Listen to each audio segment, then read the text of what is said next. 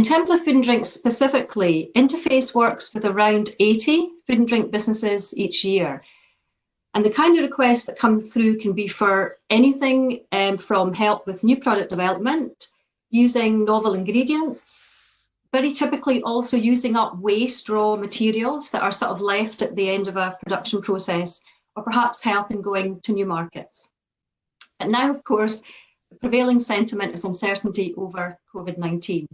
How long this is going to last, public safety, health, and of course, what is the so-called new normal? Consumers, it seems, expect to continue cutting spending on most categories, with the exception of groceries and in-house entertainment. They expect to continue for much longer cooking and eating at home. During the crisis, food in many ways has been a constant. It creates a sense of routine, but equally it can act as a milestone in a week. For example, having a takeaway every weekend. And even during a crisis, we have things to celebrate. Birthdays, anniversaries, sunny days if we're lucky, meeting friends and family outdoors. Apparently, takeaway deliveries have increased by over 400%. So there are some opportunities out there. Next slide, Heather. Thank you. So the idea for this particular webinar came from a farm restaurant in Shetland, who I think has signed up for today's webinar, who came to us before the pandemic, keen to gear up to provide takeaway ready-made food as a new line of business. But with the onset of COVID, it seemed that this would be a topic of much wider interest now. So we asked if SRUC, Scotland's Rural College, would be willing to present directly in a webinar to inspire food businesses with practical, useful information that's accessible to be implemented just now. So in a minute or two, I'll introduce you to Mark Barker, who is course tutor in professional cookery at the SRUC. He's a classically trained chef with over 30 years experience in the hospitality sector. And his career has spanned time at the Dorchester, the Savoy, I'm sure we've all heard about, and across the world in mainly 5-star resort hotels. So he joins us today from Cooper and Fife. Good morning. He's even won awards in the Culinary Olympics, no less. He believes in getting the basics right from the start. So as part of the food and drink team at the SRUC, he's helped many small businesses to develop products and is really happy to be sharing some of that knowledge with all of us today. So Mark, over to you. Thank you. Thank you very much for inviting me, Heather, Lorraine. Well, she's told you who I am. She told you what I do. So why am I here? Diversifying in food and drink. It's never been more important. It's always been important for businesses to diversify. But one thing that the COVID pandemic has shown us is how important developing important income streams are to the long-term viability of food and drink businesses. Overnight, many businesses have seen long-established revenue streams vanish. As Lorraine said, there's no clarity of when resumption will be or what the so-called new normal will look like. Many businesses, food service businesses, now seek advice and guidance on how to diversify, and they asked me to present because apparently I know something about it. So where do we go? So next slide, please, Lorraine. Oh, sorry, Heather. So where do we go? Where do we start? Well, how to go from food service to food production. It's easy. Well, it could be. It depends if you like a challenge. There are lots and lots of things to consider. Basically, it all starts with your recipe. So you need to have a good recipe. You need to develop a good recipe. Maybe you already have a recipe that you want to develop, but everything stems from the recipe. It's so important. Everything else is driven by your recipe. Is there a market for what you want to do? Well, yes, you've probably established there is a market because you had customers who have disappeared and they want to buy your food. So you need to find somewhere else for them to get it. Okay. Next thing you need to be asking yourself is do I have the equipment? Do I have the space? Can I do it? Do I have the staff? Probably. Okay. What do I know about costings? Have I costed it out? What do I know about portionings? Can I process? What is the throughput? Can I block process? Can I hash that? Well, today I'm going to explain all this to you, exactly what these mean, exactly how they fit in, and exactly why you need to undertake this process to move from food service to food manufacture. I'm also at the end going to give you a couple of little alternatives as well that you could be putting in place before moving into manufacturing. So, like I said, HACCP falls into as well. Ingredients, you know, this is just the start. This is just the very beginning. But this guide today, this is a chef's point of view. Now, I'm a chef, so it'll be simplistic. It'll be to the point, and it won't mess around, okay? So to start with, we're going to need a recipe. And if we can move on to the next slide, please, Heather. We're going to talk about how to develop a recipe. Now, this is my way. Now, I've been writing recipes now for as long as I care to remember, a long, long time. This is my way and it works for me. You'll come your own way. You may already have a recipe that works for you. If it does, absolutely great. But when I develop a recipe, when I develop an idea, and at the moment, part of my role is I work as part of the food and drink team, working with small businesses, with Interface, helping to develop products and get products there. So when I'm asked to develop something, I will consider the idea. I will then look at the food trends. I will look at what's out there, what's happening. I will look at seasonality. I will look at provenance, where the ingredients come from. Importantly, I will look at my supply chain. Can I get these ingredients? Am I able to get them? And then I visualize. I try and visualize how the dish is going to look, how it's going to taste. Once I have an idea, once I've got this down, I write everything down. It is key that you document every part. So every part of every session, every process, whenever I cooked off a new dish, when I was working in a hotel or a restaurant or whatever, I'm developing a new idea now, I write it down. I will write every point of it down. This makes it easier for me to change a process and to see where I've gone. So even if it's an existing, something I've been doing for years and I want to adapt it again, I will write it down. Before cooking for the first time, I write down a basic process and a basic ingredient list. I then will weigh and measure out every single ingredient that I'm going to use before I start. I will start the process from the weighing and measuring to the preparation of the ingredients, whether it's cutting, chopping, mixing, whatever, and then I will time the cooking as well. I'll document every part of the process. I'll take notes. So if I change anything, if I suddenly something comes into my mind, I think, yeah, I'll try that. I'll write it down. I'll make notes. I'm meticulous for note taking. I have books and books and books of notes where I adjust and change and develop a dish. And it's about developing a dish. You won't get it right first time. I don't think I've ever, in all my years of cooking and developing dishes, got something right first time. So once I've decided I've cooked it for the first time, I'll go and get some feedback. And the feedback I'll try with 2 or 3 people, not too many. I don't want 40 or 50 different opinions because it'll just cloud the judgment. I tend to use 2 or 3 people that I really trust, that I can rely on. And I want honest, open, clear, concise feedback. And it needs to be clear.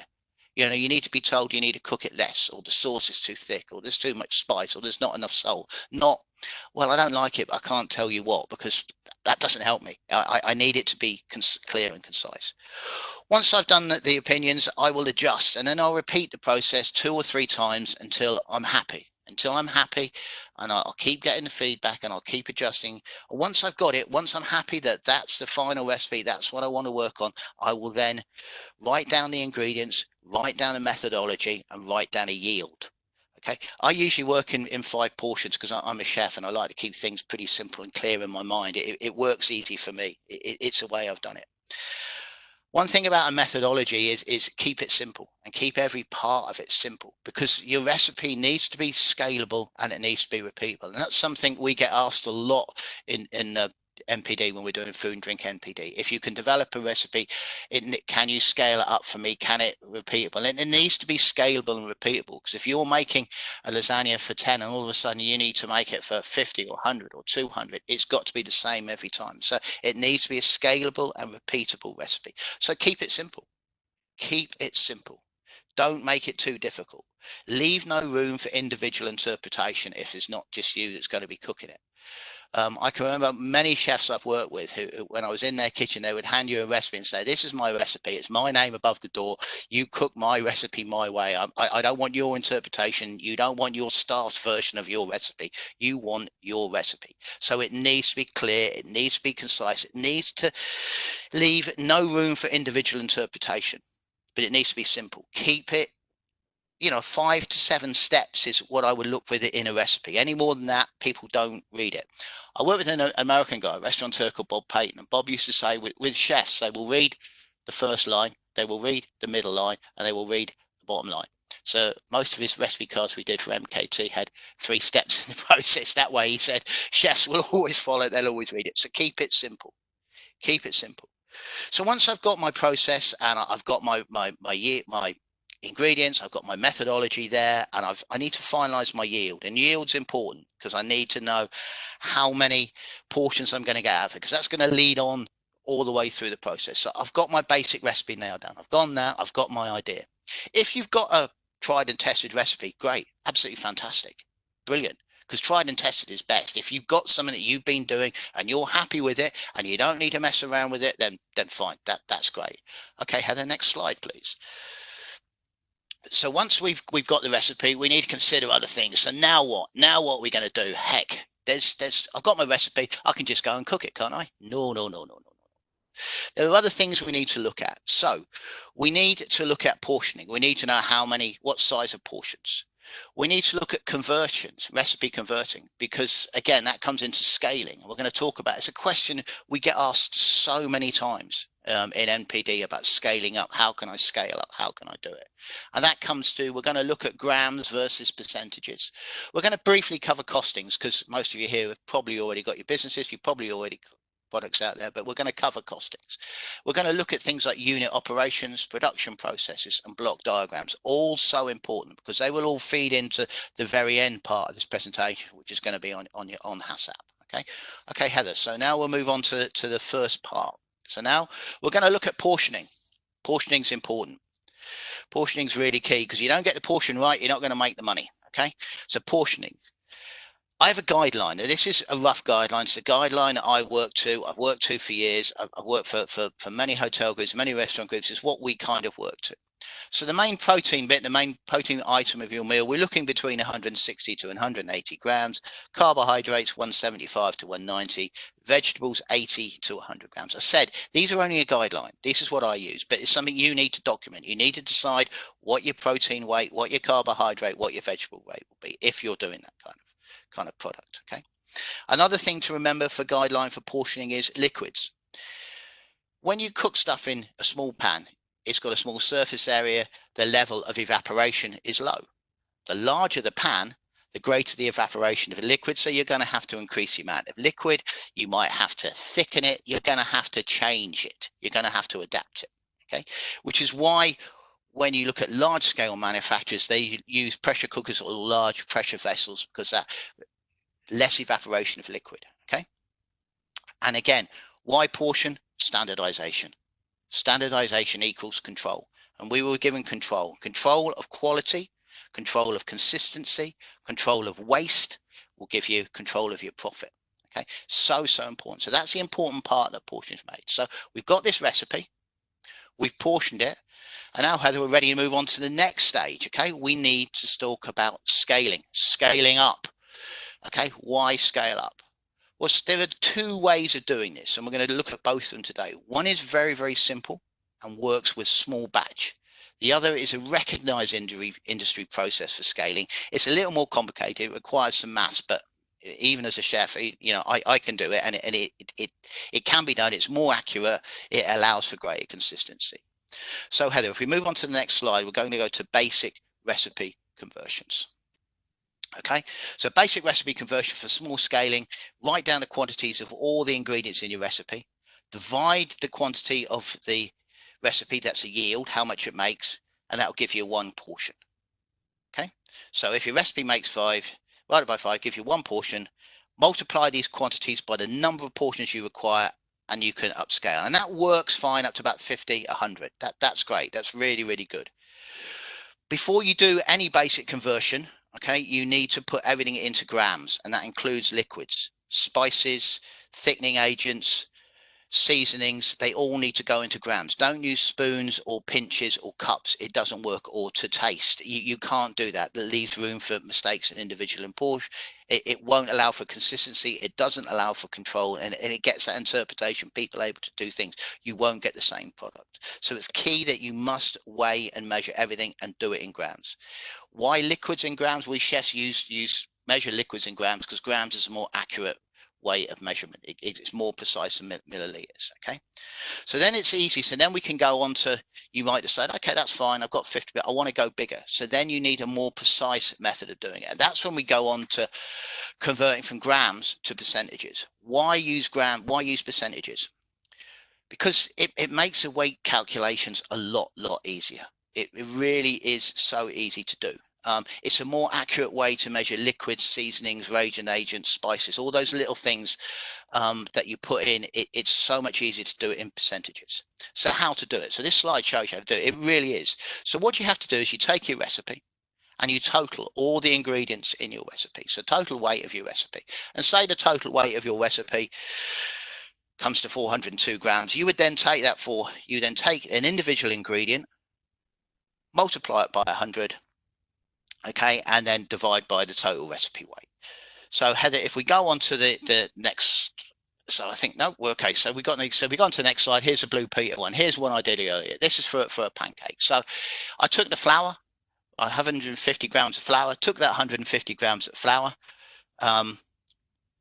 divided it by 402.5 because that was the total weight of the recipe, multiplied it by 100, and that gave me 37.26%. I did that with all the ingredients, including the egg. So yes, you weigh the egg, you weigh the milk, and you weigh the baking powder, and that way you get a percentage.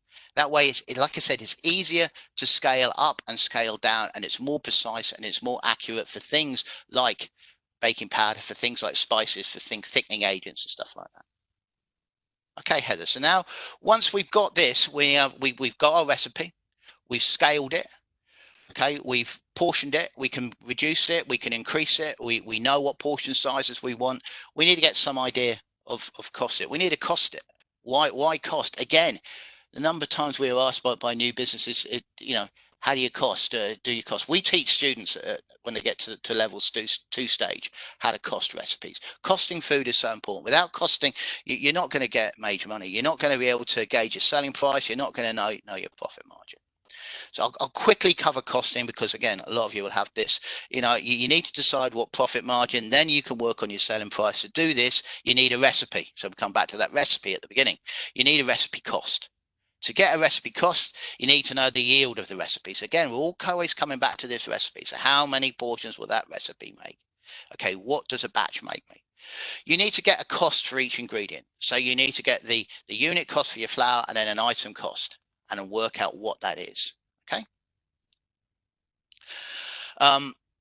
Once you've got that, you can total up all the ingredients in your recipe. That'll give you a food cost. That's a cost for that recipe. Okay. There you are, you're ready to go. You then just divide that by your portions and that'll give you an individual unit cost price. That's it. Once you've got that, once you've done that, you then need to add in all the other bits. You need to add all the other fixed costs. But there's some more work you need to do before you can do that. Okay, and that's what we're going to cover next, Heather. So if we look at the next slide, we're going to talk about what we do next. So what happens now? So now you've got this wonderful recipe that you've created. You've portioned it. You've got your scaling right, so you can move it up and down. You've got a rough cost. You know how much it's costing you to make this lasagna or this steak pie. So where do you need to go now? So now you need to work out all those other little bits. You need to work out, how long is it going to take you to make it? So why do we do this? What are we looking at? So we're going to look at unit operations, production processes, and scale of operation now. Okay, we're doing this. Why? Because it's going to enable you to clearly define your process. It's going to understand if you've got the equipment, if the equipment that you have got is fit for the purpose that you want to use it for, whether it needs further investment. If, by understanding your unit production, your production process, it's going to allow you to clearly establish timeframes, how long it's going to take you to make and how much you can make in that time.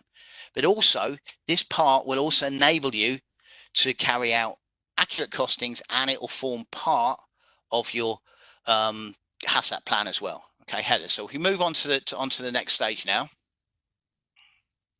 we're going to talk about unit operations. Okay, unit operations. A unit operation explains how you're going to do the process and what equipment you need. For example, if you were making muffins, a unit of operation would be mixing.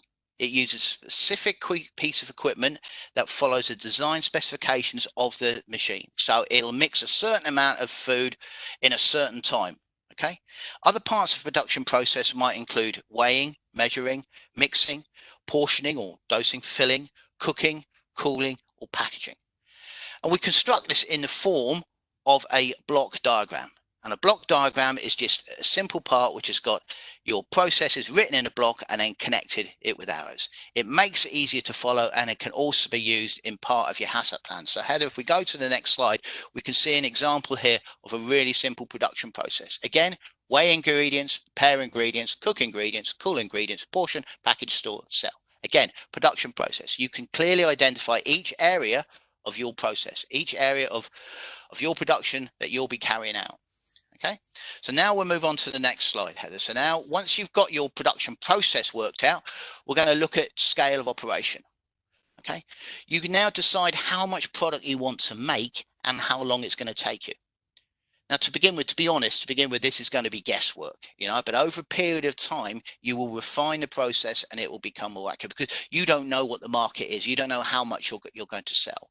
So your scale of operation will change as your business develops. Okay. But step one is you need to define your throughput. What do we mean by throughput? The throughput is the time scale of your operation. Is it going to be 24/7? Are you just doing it 2 hours a day? Are you doing it 5 days out of 7? Are you going to work through the night? What are you going to do? By doing this, you can then you can work out, how much it's going to cost you, how much of your time is going to need and how much you can make. Okay. Once you're that, you then look at the individual unit operations and you can make some calculations. So you then need to go back to your unit operation and you work out how long it takes you to weigh and measure, how long it takes you to prepare, how long it takes you to cook and produce, how long it takes you to chill, and how long it takes you to package and store. Okay, so now you know what you're going to make, how you're going to make it, how much you're going to make, and how long it's going to take you. Simple. Once you've got this done, you're there. You're part way there, Heather, aren't you? So now we can move on to the next slide. So we've done all that bit. Now we've got that done. We know what we're going to do. Now we get to the really interesting stuff. Now we get to the stuff that I just love. Absolutely great. Every chef loves this. HACCP, great. Important. Really, really important. Even though. Okay, why do we need it? Why do you need a HACCP? Because a HACCP will allow you to clearly identify hazards that you've got to avoid, remove, or reduce in the production process. What a HACCP plan will do, it will set critical control points. It will monitor those critical control points. It will enable you to correct if there's a problem at a critical control point, and it will put a process in place to make sure that the plan works. Okay, and it will also allow you, most importantly, that we all love, keeping records. It will keep the AHO happy because you're keeping records. It's all about record retention.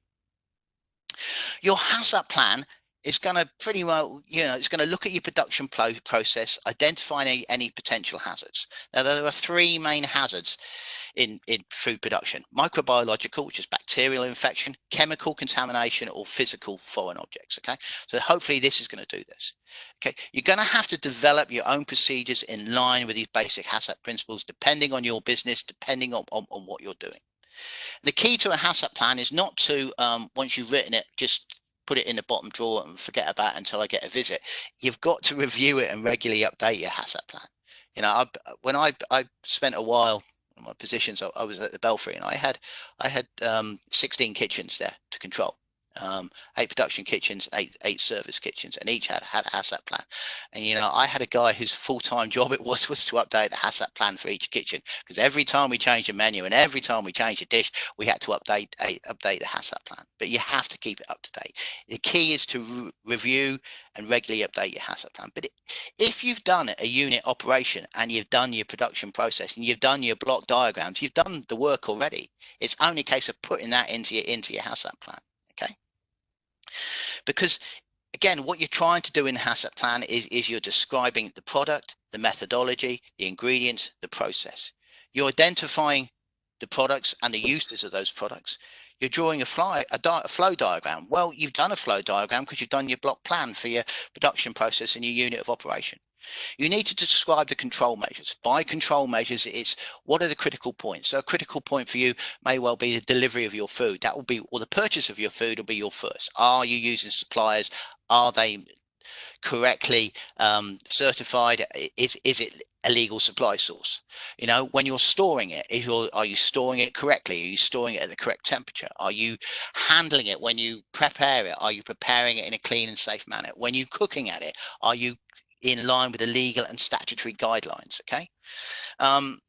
Again, you need to identify the food safety hazards or potential food safety hazards at each stage of production. And like I said, the block diagrams that you've done for the unit production and the scale of operation will help you do this. Okay. Once you describe the control measures that you're going to put in place, so for deliveries, it may well be temperature check. For your cooking, it may well be you're taking samples, you're temperature checking, you're probing the food at each stage of the operation, and then you're logging it down. Okay, so that's a control measure you put in place. So once I take my delivery, I probe. When I move my food out of the fridge, I probe it. When I cook it, I probe it to make sure it's at the right temperature. When I cool it, I'm making sure I'm cooling it to below 5 degrees within 90 minutes. I'm probing it. I've got a blast chiller that does it, and you're recording this. The key is about recording it. Okay. You need to describe the control measure you put in place. You need to set critical limits. So what's the tolerance? It needs to be in line with legal and statutory guidelines. There's no point saying, yeah, well, my tolerance for my dairy is anywhere between 5 degrees and 80 degrees, because that's not within legal and statutory guidelines. It needs to be within legal and statutory guidelines. Again, I've worked for companies that set it way, way lower than legal and statutory guidelines because they just felt comfortable doing it. And I've had work for some groups that push it to the absolute limit as well. You need to set out a monitoring procedure for each critical control points. Again, you need to have control in place. You need to have your documentation for each area, whether it's your temperature sheets or your sampling sheets. Your control records need to be kept there. Okay. You need to anticipate any potential problems and how you're going to fix it. So again, your HACCP plan is going to say, so if my milk comes in and it's above 5 degrees, what am I going to do? Well, I'm going to reject it, and I'm going to contact the supplier, and he's going to send me in more milk. Or, my fridge goes over the legal limit. What am I going to do? Well, I'm going to move it to another fridge. I'm going to check the milk to see it's still below 5 degrees. If it is, I can use it. If not, I shall get rid of it and order more in. So again, it's looking at what you do and how you're going to fix it. And it's tailored to your business. Okay. And then you're going to get it validated and verified and make sure that you're happy with it. Okay. Documentation. Yeah, everything's got to be written down. You need evidence. EHOs love evidence. Keep the paperwork. The other thing about paperwork, and I said this was a chef's guide. Keep it simple, because believe you me, the simpler it is, the easier it is for people to follow. If people look at a document, and it's got 50 pages in, they'll not do it. Okay, you've got to keep it simple. You've got to keep it easy to complete. You've got to keep it kept up to date. The records must identify who has completed them. So they must be signed, and they must show who has carried out the check or who has carried out that part of the process. You need, like I said before, you need to review your HACCP policy, a minimum annually, ideally every time you change a recipe, an ingredient, or your process. And again, that'll go back to your block planning and your unit of production. Again, as you change, as you develop, you will need to change these processes. Okay. So basically, a HACCP plan will help you. It's a plan, do, review, action. And it's kind of like a little circle that keeps going round and round and round and round. So what have we looked at? So we've looked at diversification, why we need to diversify. We've looked at the things to consider. We talked about recipe development. We all keep coming back to that recipe at the very start of things. We talked about keeping it simple, and all the way through it is about keeping it simple. Don't overcomplicate it. It really doesn't have to be overcomplicated. What we're doing, it's not rocket science. It's not like building a nuclear reactor. It is quite, the simpler you keep it, the easier it is to go. It's got less chance of going wrong. The easier it is to use and for everybody and for it to work for you. Okay. We talked about portioning. We talked about converting and scaling and the importance of scaling up. We talked about quick methods. We talked about grams versus percentages and why that works, and as opposed to the quick multiply and divide. We covered costings very quickly. We looked at unit operations, production process, scale of operations, and block diagrams, and the importance of those, and how by completing that work, it will enable you to see, what you're making, how much you're going to make, how long it's going to take you, and what it's going to cost you, importantly. And we've shown how all that work that you do can then fit into your HACCP plan. So once you've done this, Heather, we're then ready to look at, that's great. We're then ready to go. Okay, so maybe, we've got next slide, Heather. We're ready to look at next. So maybe you decide, yes, now it's time for something completely different. So maybe you decide, hang on a minute, I can't do this just yet. I really not think I'm quite ready for this, or, I can, but I need to get some cash flowing quickly. I need to start it out quickly. So we're going to move on. We're going to look at something else. And I was asked to talk about this because this is something I'm really, really keen on, Heather. So if we move on to the next slide, we're going to give you a couple of ways, a couple of quick fixes. Okay, so a couple of quick fixes, and a lot of restaurants and a lot of businesses are doing this already. Okay, you might want to consider meal boxes or ingredient boxes. These can be really, really easy. They can also have add-on value as well. There's a way you can add value to it. They can be as simple as creating a box of ingredients that your customers can buy and create their own meals. If you want to go one step further, you can put specific boxes together with recipe cards. Okay, you could follow this up with online demonstrations or workshops. Again, it's up to you, but it's a real simple way of doing it. It's a great way to get things started. It's a great way of getting a cash flow going. It might be that you're quite happy to go on to just producing your lasagna or your menu in bulk and turning it into ready meals, that you've got a blast chiller, that you've got the packaging, that you can do all that. Fine, great. If not, meal boxes and ingredient boxes are a great way of getting a quick fix, getting a cash flow going. And as I said before, you can add value to it. You can do online demonstrations, you can do workshops, you can do recipe cards. Okay, and it's also a way of engaging with your customers as well. It keeps that contact that you're missing, that you're missing by them not coming into your cafe, into your restaurant. You can engage with your customers through the online interaction, through the demonstrations or recipes. Okay, so once we've got that a quick way to fix, Heather, we're then on to what next, where to go from here. Okay, help. There is help. Sometimes, we're all in this situation. We don't know how it's going to end. We don't know where it's going. But there is so much help and advice out there. Okay, the government has got some great UK government food and drink websites about adapting restaurants and adapting food and drink businesses for food takeaway and delivery. Again, it's got more of the HACCP planning and things you need to consider as well. A lot of what I've talked about today, but it goes into more the business side of that as well. There's specific websites again, and also Food and Drink Scotland have got that as well, about guidance in adapting and opening a food business for COVID-19. There are some really good online expos going on, looking at food delivery, food takeaway, street food, help hubs. Again, these are great if you're looking for some workshops. Again, these expos have got workshops that they might give you some inspiration. They'll certainly give you some advice and help. They'll certainly help clarify your thoughts, and if you've got any doubts, that they might quell those for you. So they're a great way of just getting some more inspiration and getting some more help.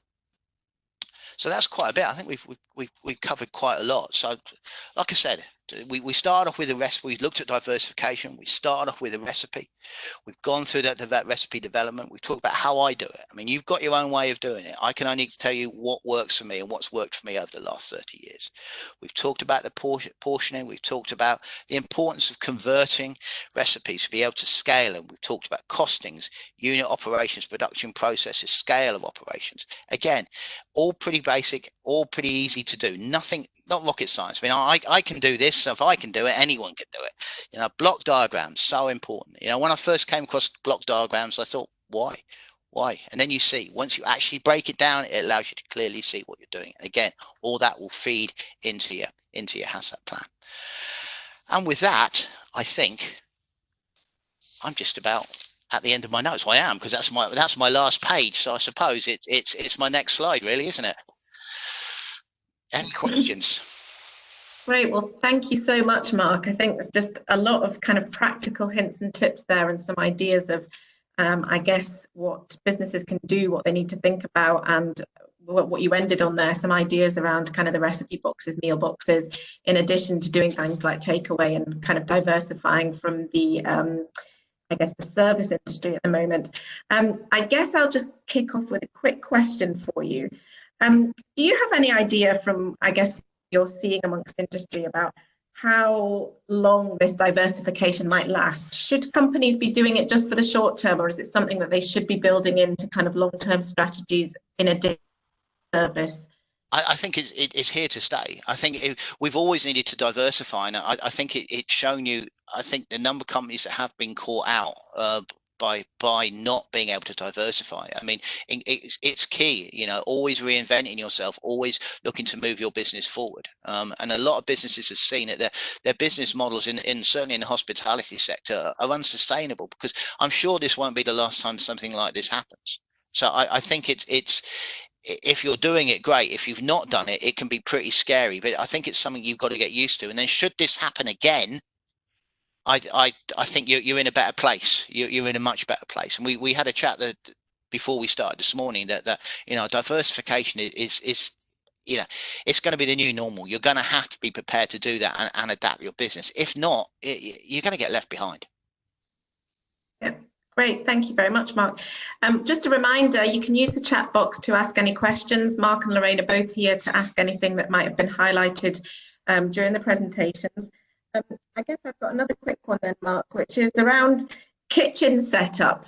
How differently do you need to set your kitchen up for different types of service?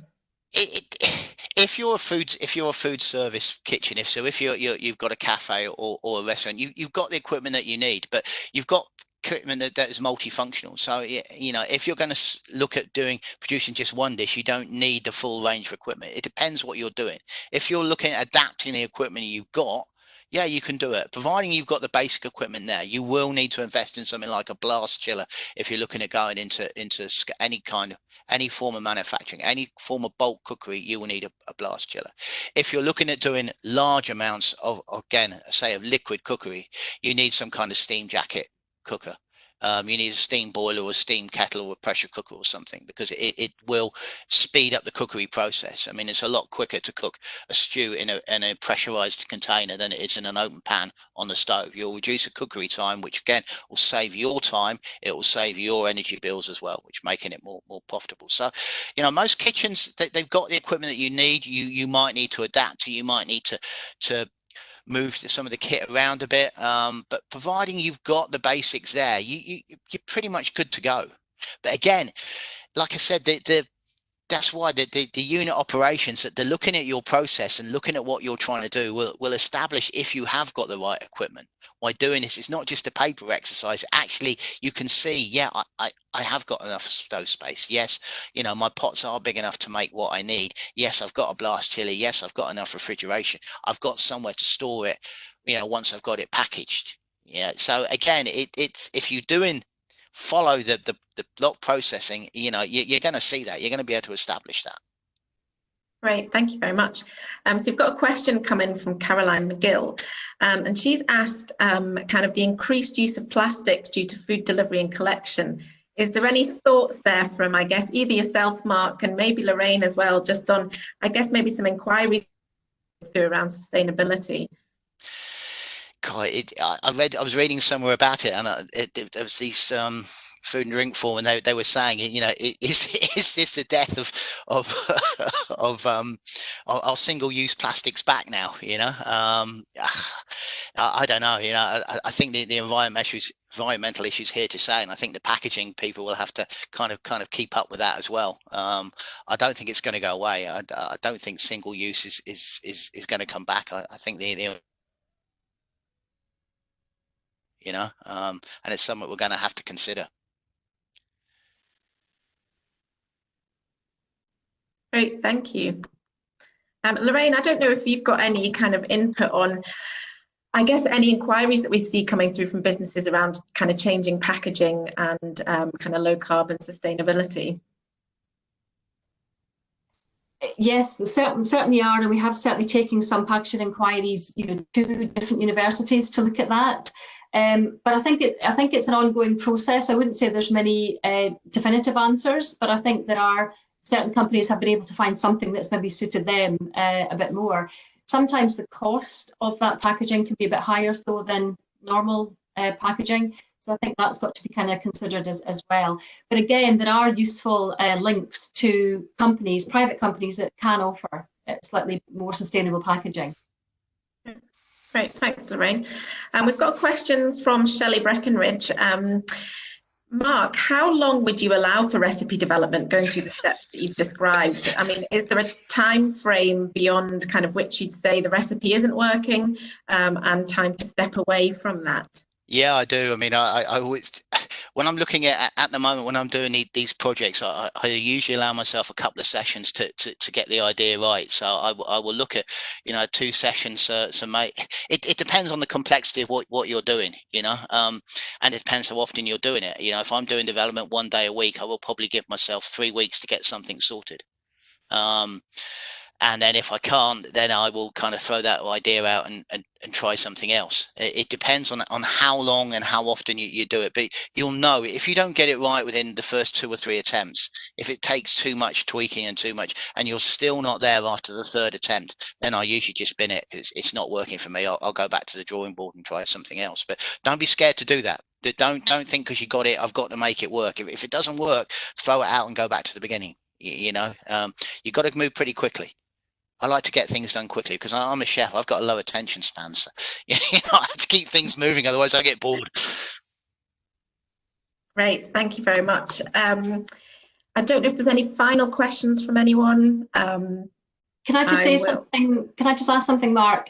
Sorry to interrupt, Heather. You talked about the HACCP plans, but of course, cafes and restaurants would have all that in hand already, wouldn't they? So yeah, they just need to adapt. In other words, that's right. So that therefore isn't a new challenge. That's really just adapting the existing HACCP. It is adapting, yeah. And but I do know some businesses, we get a lot of inquiries about HACCP plans, writing HACCP plans and putting them together. It's something we do with our students at HNC, HND level. So it is something that's quite important. And it's a case of if you've done all this work, if you've done all this block processing and this unit operation and that, you've done a lot of the work for your HACCP plan. Yeah. You've done it. You will need to adjust your HACCP plan. If you're going to go from service to manufacture, you will need to adjust your HACCP plan. You will need to do some work. You can't just use the same one. They won't buy that. That's fine, but at least the kind of basics are there, and if it's there. But again, there's lots of information on that. There is. You've got to review it. Like I said, it's not a case of just putting it in the bottom drawer of the filing cabinet, forgetting about it, and taking it out. Every once in a blue moon. If the minute you change any part of your process, you should be reviewing the plan. And if you are going fundamentally making a change from service to manufacturing, then you're going to do all the block process because you're going to want to know how long it's going to take you to make 100 steak pies as opposed to 10. Okay, so you're going to do that work anyway. And just another question, before the webinar started, you talked about the increase in demand for healthy food and reducing, salt in food and so on. In terms of the increased demand for takeaways, do you think that's still the sneaky treat, or do you think people are looking for healthier things? People want healthier food. People are really concerned about what they're putting in their bodies, as well as they want to know where the food's come from. And I don't think this pandemic is going to change that at all. If anything, people are going to be more conscious and more aware, and wanting to know what's gone into it, where it's come from, and want to be healthier. I don't think that's going to change. I don't think it's a trend. I don't think the healthy diet is a trend. I think it's a way of life. I don't think sugar reduction and salt reduction is a trend. It's a fact. It's a fact of life now. That's something we got to live with. Yeah, thanks, Mark.